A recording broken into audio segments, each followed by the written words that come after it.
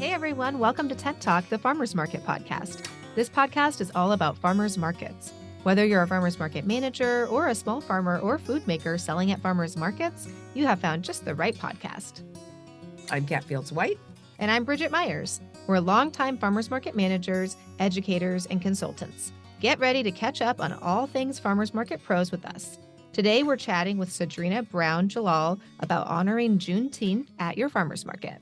Today's episode of Tent Talk, the Farmers Market podcast, is supported by the National Farmers Market Coalition, giving farmers markets a voice in public policy and strengthening farmers markets for the benefit of farmers, consumers, and communities.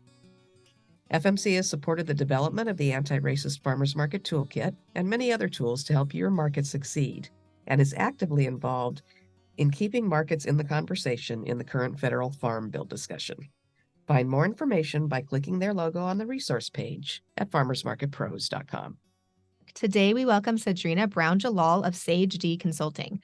Sagdrina was the founding executive director of the Georgia Farmers Market Association and is the lead facilitator of the Anti-Racist Farmers Market Toolkit and related communities of practice. She has been a favorite presenter at Intense, the multinational farmers market conference, and at other major conferences and events for several years, and her impact is felt in markets large and small throughout the U.S. We're chatting today about appropriate ways for various types of farmers markets to acknowledge and honor Juneteenth this coming week and the history that makes that important. Well, welcome back to Tent Talk, Sagdrina. Hi, so glad to be with you guys. It is. It's going to be fun. We're going to start by just catching up with what you're doing, what you're up to currently. We know you're just back from the International Public Markets Conference in Toronto, as am I. Traveling gals. Yes. And what are you working on now? What is next for you? Yeah, so, with the toolkit has brought so much enthusiasm, around just how markets can increase their impact and be really significant parts of the community as it relates to creating spaces of belonging. And so that's been a lot of the work. We are honing in on some programmatic parts of the toolkit to help markets just kind of think through how to implement strategies that are suggested, and also supporting the leaders and the leadership of the organizations that run markets across the country in thinking about how their organizational structure can support the changes that they're making. Awesome. For some of our listeners that may not be super familiar with the Anti-Racist Farmers Market Toolkit, can you just give a little bit of background on that, why it's important and how it was developed? Absolutely. So, it's been, I guess, 3 years now that we've been working on it. Rachel Ward at the time was at Farmers Market Coalition, and she came to me. She knew that I was very passionate about markets first and foremost, and then also community and the opportunity for us to create a conversation and some action around anti-racism and anti-bias at markets, and specifically as it related to some of the experiences and challenges that we were seeing in the country around, just police brutality and the deaths of George Floyd in particular.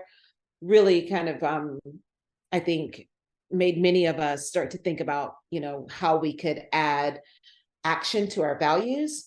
And so Farmers Market Coalition was able to secure funding to bring me on alongside my colleague Nedra Deadweiler to first and foremost to kind of envision what a toolkit, an anti-racist toolkit would be, and then to engage market leaders and farmers and growers around the conversation, Black folks who have been in the movement and know firsthand what the experiences are like across the country for both Black shoppers and Black farmers, and how we could work together to improve those experiences and to create just a deeper, more cohesive and sustainable community experience. So the Farmers Market Toolkit, the Anti-Racist Farmers Market Toolkit, came out of a year-long dialogue between myself, and Nedra and 10 other market leaders and activists. And we came up with a set of guidelines and actual ways, strategies that markets can really challenge themselves to think about what we refer to as the 4 M's, their mission, their management, the way that they measure, or the metrics for their market, and then of course the marketing itself. And so we divided the toolkit into those 4 areas, and each of those 4 areas come with ways to think about the work and how to actually do the work. We then started socializing the toolkit at the beginning of 2021 at the Intense conference and a couple of other in-person opportunities and virtual opportunities. And then we hosted a community of practice. So at this point, we have had a very intimate conversation with over 80 farmers market leaders across the country through over 6-month period of time, where we really got to really look at the toolkit and talk about it, like from the perspective and the experience of actual leaders. So it's been a huge project, and we're really excited to see where it takes us next.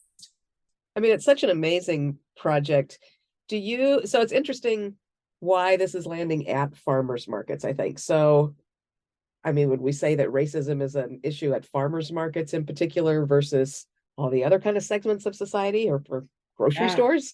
Or is this landing here because farmers markets are places where they might be receptive to change if they get enough information to make a change societally?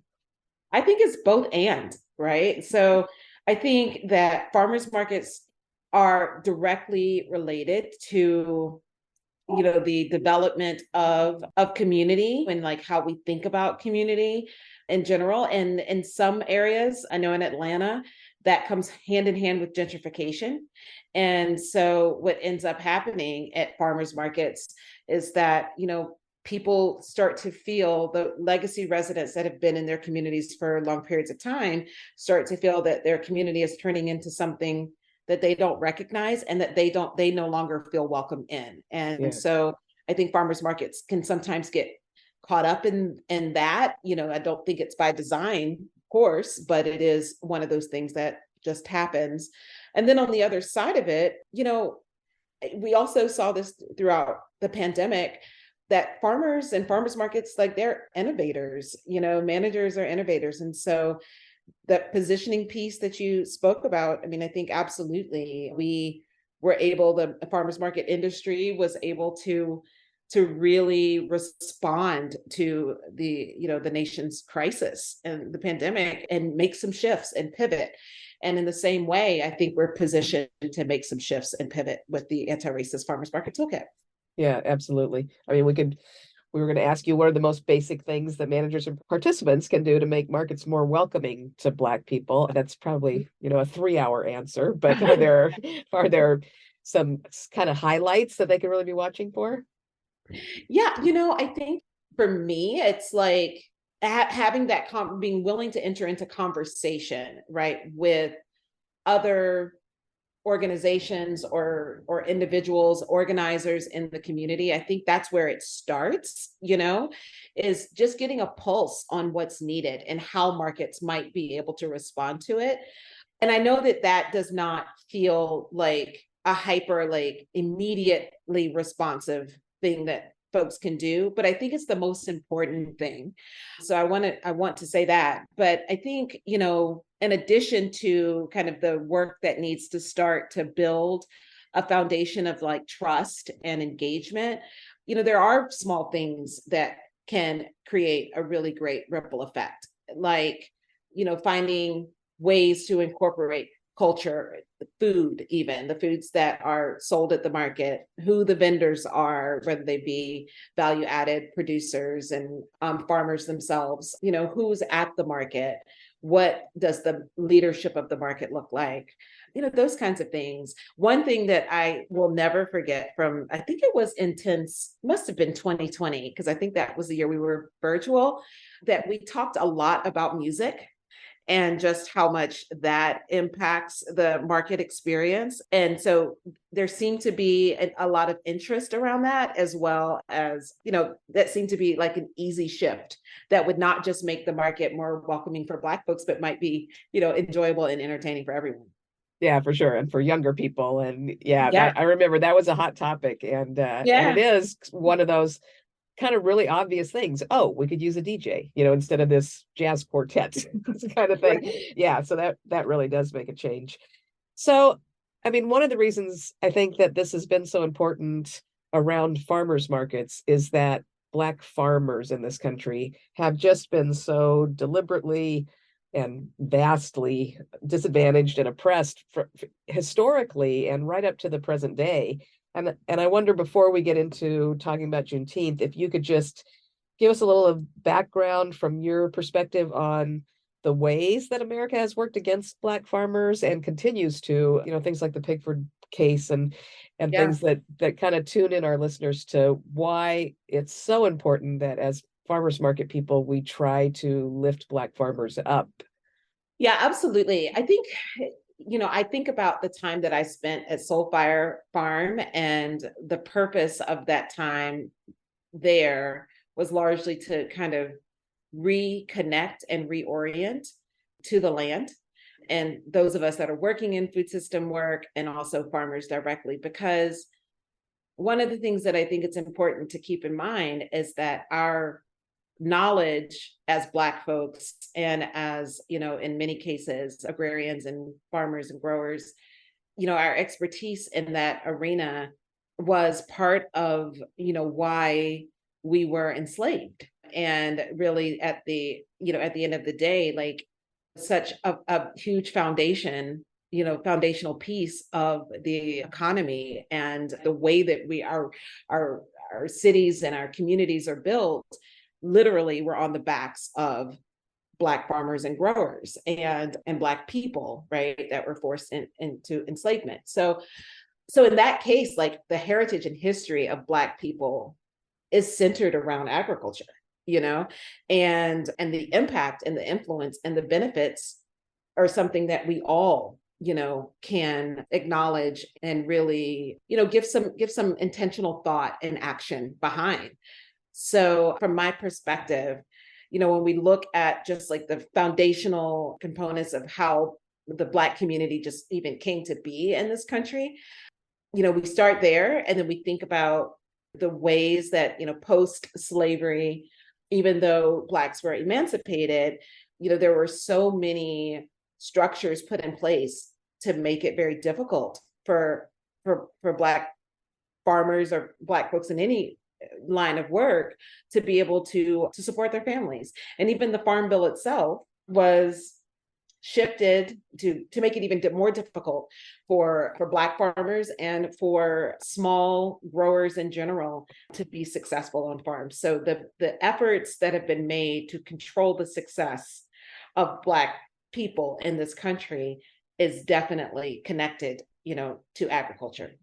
Yeah, absolutely. I mean, and some of even the very most recent lawsuits in the pandemic relief bills and things, where there were some efforts made to relieve some loans that had been unfairly carried forward for Black farmers and things, and then got hit with a class action suit by the white farmers, I want to say out of Texas, that it wasn't going to benefit them to file this lawsuit. It was strictly to make sure that Black farmers didn't get help that they'd been waiting on for decades. It was That's just right. the meanness and it's bizarre how much it's still going on and how deliberate it still is. When they say that the system's not broken, it's working as it was designed. That Yeah. is absolutely the very sad fact of it. Yeah, no, it is absolutely working the way that it was designed, and to everyone's detriment. Absolutely. Black farmers and white farmers in the South worked together very well, and it became apparent that it was necessary to take everybody out, and the adjustments in the Farm Bill were made to limit that and to make it more difficult. So I think by acknowledging and connecting the historical context of the experience of Black folks in this country and Black farmers specifically, like, we really have an opportunity to think about how our food system, our local food system specifically, have been dictated and controlled, on a very large scale. So when we think about bringing things back to a community level, we, I think at least that we really have to think about, like, how did we get here in the first place? Right. Yeah, I think it's really important. And I think it is a good reason that we keep having these discussions and that we address this topic and that we look at things like Juneteenth that we're just about to talk about within the farmers market community. I mean, it's a good place for those conversations to be happening because it's entirely relevant. And we've had some good conversation with market operators that just it feels like such a daunting, something to tackle as operators. But there were things that were brought up, I think at one of the conferences, it might have been the one that you're talking about, Sagdrina, online when we did it there. But just if you have like a 50-mile radius where at your farmer's market, you don't take farmers outside of a 50-mile radius just because you're trying to do a like ultra local food base. But Black farmers don't have those generational farmland accessible to them because they've had to go maybe outside away from city centers and maybe get a little bit further out to get a piece of farmland in order to farm, because that's all that's available, because it's just been passed down through families, white families, that's closer to the city center. So as market operators, maybe look at adjusting your, circle of radius to your market in order to allow those Black farmers to participate in your market, because then they can grow their farmland, they can be successful, they can, do the direct marketing that you need to do at your farmers market. So just little things like that maybe you don't even think of as a farmers market operator, but can make a big impact to really get farmers back, Black farmers back on the land and being able to farm and being able to make a living farming. Yeah. So it's not an exclusive situation, but yes, it's just that came up in the community of practice. That was we had a conversation about, just the way that, particularly around vendors at farmers markets, like the way the requirements and the rules, of course, they're there for a reason and they're important. But if we think about things from an equity lens, if we like take those same rules and try to consider, okay, what are the barriers that certain groups of people may experience, with these very reasonable rules and regulations, right? How do we address those barriers and still keep the market safe, for example? So one thing that came up was, having very strict rules about when vendors can arrive and unload and be out of the market and those sorts of things. And how do you make space and be considerate of some of the considerations that Black farmers in particular have that may make it difficult for them to meet those expectations? And how do you make adjustments that demonstrate an effort to being equitable, but also keep you in the guardrails of what the market needs to be a safe space for everyone?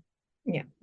Absolutely. If it was easy, anybody could do it. Yeah. We're farmers market managers. We're superheroes, right? We can figure it out. We can address these things from both sides. Yeah, absolutely. Yeah. So we do want to talk about Juneteenth that's coming up, and we want to ask Sagdrina, if you can just share like a brief history of Juneteenth and how important it is that this is a holiday to Black Americans, including our farmers, vendors, and shoppers, and how we can celebrate that at the market. Yeah, absolutely. I think the first thing that I want to say is that we, along with the pandemic, along with, like, I was talking about the anti-racist farmers market toolkit, like 2020 was a big year for awareness, when we were at home and, stuck in our homes for, as we were trying to think things through and how we would be able to emerge, like people really started to think about, where do I need to put my energy? And I think that's when more people became aware that Juneteenth was even, a holiday or something to be considered. Unfortunately, that it has become highly commercialized. And we are, now faced with something that's very sacred being oversold, so to speak. And so I just want to acknowledge that there is some inherent, I think, confusion and very reasonable hesitation to throw your hat into that particular arena, because when we talk about anti-racist efforts, a lot of it is also like not creating more harm or causing more trauma. Yeah, I mean, one of our questions was, this is a holiday that until really recently, most white people didn't even realize existed. And Correct. so what's shifted? Why is it important that not just Black Americans, but white people are aware of this holiday now? And what's the importance of it to the general populace? Yeah, I mean, I think like, it became important during the George Floyd, the murder, because it was one of the things that pointed back to like the historical context, right? Of what does it mean to oppress people in the ultimate way. But with Juneteenth, the story is that Juneteenth was was started in Texas because there was a 2-year gap, between when the emancipation of Black folks took place and when those folks in Texas were actually freed. They didn't know they were free. And so, the focus on Juneteenth and it being celebratory is a little weird, when you consider the fact that this is not something, it is something to be aware of. It is something to maybe hold very sacred. I would liken it like to, we just celebrated Memorial Day. It's an opportunity for us to reflect and consider our position in this world and how the history that we're examining, how does it influence the way that we live now and the decisions that we make. And I think that farmers markets, again, like we we're talking about in terms of like being agents of change, I think there's a tremendous opportunity for markets to provide that same level of reverence for awareness around Juneteenth. Yeah, so maybe in terms of using our words correctly, we shouldn't be saying celebrate Juneteenth exactly as much as honor or recognize or Yes. more of that kind of word rather than, I mean, it's not happy Juneteenth exactly. It's Exactly. something different, especially for those of us who are not Black. Yeah. So to get really specific for our listeners that might have good intentions but not quite know where to go with this, or to maybe head off them doing something that would not exactly Yeah. be appropriate. How do we recognize and honor that holiday at our markets without centering ourselves? Yeah. So I think a couple of things, like farmers markets typically have great audiences and committed followings. And I think leveraging that space for to share information, I think is something that we all can do. Right. So using social media, newsletters, whatever types of ways that you reach customers and those that support the market, like setting aside some time and space to draw attention to the current challenges that in this case for farmers markets that Black farmers are experiencing, right? Encouraging markets to be intentional about supporting Black farmers at the market, maybe even incentivizing, engagement with markets, with farmers at the market. So these are things that I'm talking to Atlanta markets about specifically, and telling the story, telling the story of the actual growers, the Black growers at your market, if you have them, or telling the story about, the reality of like the market and being honest and transparent about the market not being able to secure Black growers. What is that, and how can we address that as a community? Well, I think we could extend this to our Black food makers, whether you call them value added or grocery vendors, or depending on where you are in the country. But we have in our area in San Diego, where we run markets, very few Black farmers in the entire county. I want to say you could count them on one hand and have fingers left over. We've got a lot of Hispanic growers. We don't have a lot of Black growers here. But what we do have, and we've been able to foster over the last few years, is a fair amount of Black vendors who are non-farm vendors, who are food makers, who are making other kind of products that are available at our markets. And they also face challenges, maybe not as large and systemic as the Black farmer has over the years, but certainly Black entrepreneurs have found it more difficult to get loans and found it more difficult to find welcoming places to do the work, whether it's commercial kitchens or other facilities that they need. And so I think it's an opportunity too to bring any of your Black vendors to the forefront, which of course you should be continuing to work to incubate those vendors as well as to bringing more Black farmers into your market. Yeah, I think so. And I think another consideration is our shoppers, And I mean, I know that there are communities that really just, don't have black black large black population, large black population. But I think, being intentional about those community partnerships, that can engage shoppers and, just get an understanding of what would be valuable to Black folks at the farmers market, I think could be really, interesting. But again, I think, just really a lens towards equity is important under these circumstances. What is going to work and be substantial for a Black person that has, or a Black farmer in particular that's been oppressed, may not look like your standard opportunity for vendors in general. So it may need and require a more customized approach, more conversation, more communication to get at the heart of why there are access issues.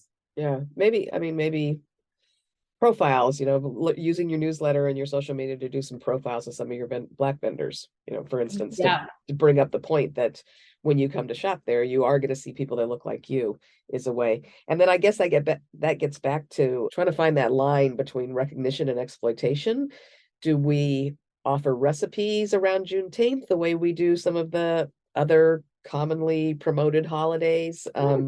Do we use it how do we use it as a sales tool to benefit Black farmers and food makers? And I think we've just talked about that a little bit with profiles and things, but are there specific things that we can do that are appropriate and that will benefit our farmers and food makers and shoppers without getting into exploiting what is a solemn holiday?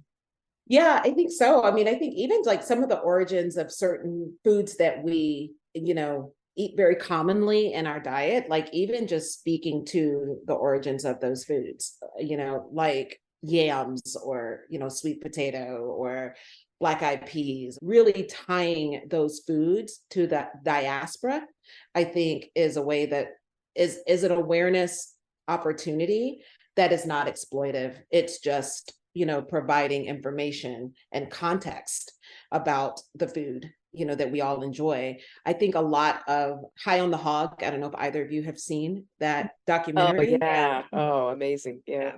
So wonderful. And I recommend that everybody see that, right? And it doesn't matter if, if you're Black, if you are even in a community that has a large Black population, like just understanding, the relationships and the connection that Black people and the influence and impact that Black people have had around the way that Americans eat, period, deserves to be shared.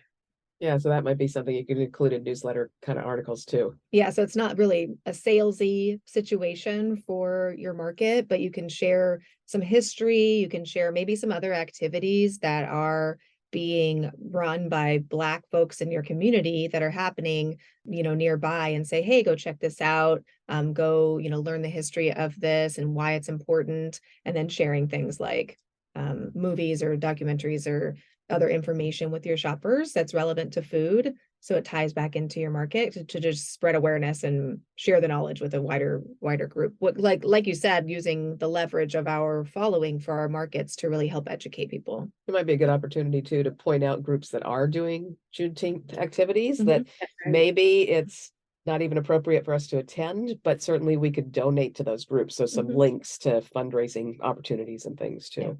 Yeah, absolutely. I mean, I think people love public spaces, and Black folks are very communal, like by nature. Like that's who we are as a people. And so I think that the invitation to be a part of the market, like the fabric of the market, will go a long way in demonstrating a commitment to equity. So things like, acknowledging history, and not just, as it relates to slavery or the challenges of Black farmers, but also like really embracing and showing, honor and respect for the work and the innovation and the creativity around food, that we've all benefited from. Absolutely. Yeah. I really appreciate you joining us today. And on that note, I'd just like to point out a couple things and maybe let you point out a couple things that Sagdrina actually, she and I presented in Toronto together. We keep in touch. So she actually offered to come on the podcast to talk about this so that our farmers market audience knows what's going on. But can we talk for a second about how you use Black professionals to learn about all this if you are a white person? You know, the idea is that you should be studying on your own time and not asking them to Google that for you. You know, respecting Black professionals' time, avoid triggering their traumas when they're having to educate you. And of course, paying them is always good. But do you have anything brief, Sagdrina, that you'd like to share about what we should be remembering when we're trying to study these topics and get better? Yeah, I definitely think, Google is your friend.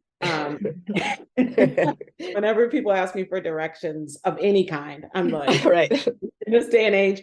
But yeah, I mean, I think, listening, even there's a podcast that I've shared with lots of folks, which I think it's called We Can Do Hard Things or something along those lines. And, I think just kind of immersing yourself in the conversation, whether it be reading books, listening to podcasts, because there are spaces that exist that are designed for questions to be asked and for the conversation to be had.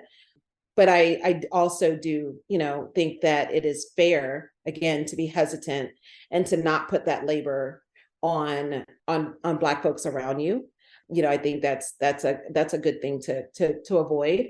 And, I have a group of friends that just whenever I find things that I think that they will benefit from or that may be of interest or educational, that I'll just share, so maybe just receiving those, creating open communication so that Black folks that are in your world, in your community, feel comfortable just sharing information with you and not having to unpack it for you or necessarily get into a conversation with you, but just share, hey, I know you have an interest and this is something that I thought that might create a different level of understanding. So I thought, you might read it, and maybe reading it and then saying, if you want to talk about it, I'm here to talk about it, but also, just appreciate you sharing that information and that resource with me.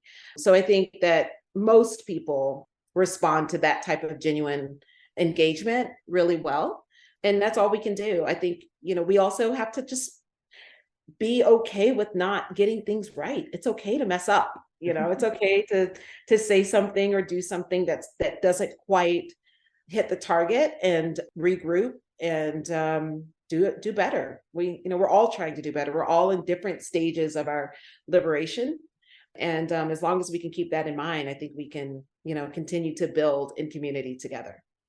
I think that is the most profound advice and encouragement that we can get out to everybody. We're trying to do better. It might not always be done exactly right. And then we'll pick it up and try it again. Yeah. And keep trying. That's right. Yeah. Sagdrina, thank you so much for sharing your time with us.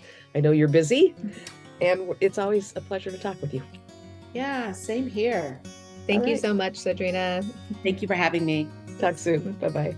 Thanks for listening today, and big thanks to our sponsor, the Farmers Market Coalition, giving farmers markets a voice in public policy and strengthening farmers markets for the benefit of us all.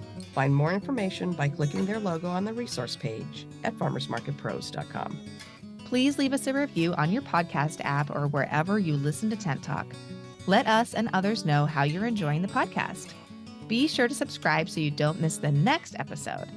Connect with fellow farmers market folks in our private Facebook group, the Farmers Market Pros Community.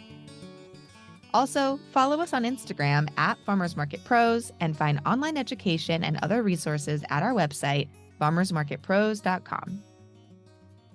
Tent Talk is brought to you by Farmers Market Pros, where passion meets profit.